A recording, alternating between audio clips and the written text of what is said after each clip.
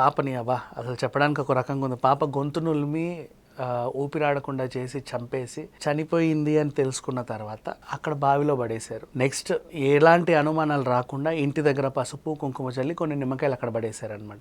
Next day వచ్చి అడిగితే ఏమైందంటే అయ్యో నా కూతురు ఎవరో ఎత్తుకెళ్ళిపోయారు, చూస్తేనేమో క్షుద్ర పూజలు జరిగినట్టుగా ఉంది, ఎవరో మా పాపను బలిచ్చారు, అది ఎవరో కనుక్కోండి అన్నట్టుగా నాటకం ఆడారు. మొత్తానికి పోలీసులు రంగంలోకి దిగిన తర్వాత ఫస్ట్ తండ్రి సతీష్ని అడిగితే లేదండి మేము ఇద్దరం ప్రేమించి పెళ్లి చేసుకున్నాము, చిన్న చిన్న గొడవలు ఉన్నాయి, అందరి ఇళ్లలోనూ ఉంటాయి, కాన్పు కోసం పుట్టింటికి వెళ్ళింది ఇంకా రాలేదు, వాళ్ళ అమ్మ అక్కడ కుల పెద్దగా వ్యవహరిస్తుంది, మాది కులాంతర వివాహం. నెక్స్ట్ వాళ్ళని అడిగారు, అయ్యమ్మ చెప్పు. అవునండి కులాంతర వివాహమే కూతురు చేసుకుంది, నచ్చ చెప్పాము, ఇప్పుడు ఇంటికి వచ్చింది, అబ్బాయిని మర్చిపోయి ఒంటరిగా జీవించాలనుకుంటుంది అన్నట్లుగా చెప్పారు. ఎందుకు మర్చిపోవాలనుకుంటుంది ఇంటికి వచ్చిన తర్వాత? మీరేమన్నా లేదండి మేము మళ్ళీ పెళ్లి చేయాలనుకుంటున్నాం మా అమ్మాయికి, మరి ఇంకేం చేస్తాం, వాడేమో అలా ఉన్నాడు, విడాకులకు అప్లై చేద్దాం అనుకుంటారు. ఇవన్నీ విన్న తర్వాత అప్పుడు అర్థమైంది వీళ్ళే ఏదో చేసి ఉంటారు అని. తమదైన పద్ధతిలో వీళ్ళు ఎంక్వైరీ చేస్తే అసలు విషయం ఏంటో బయటపడింది. యాక్చువల్గా చెప్పాలంటే ఈ రోజుల్లో సినిమాల్లో చూసినట్టుగా క్షుద్ర పూజలు, చిన్నపిల్లలను తీసుకెళ్లి బలివడాలు లాంటివి ఏమీ ఉండవు. ఇది కరెక్ట్గా ఎప్పుడు జరిగిందో తెలుసా? మన జగదేక వీడాదిలో ఒక సుందరి సినిమా రిలీజ్ అయిన రోజు జరిగింది.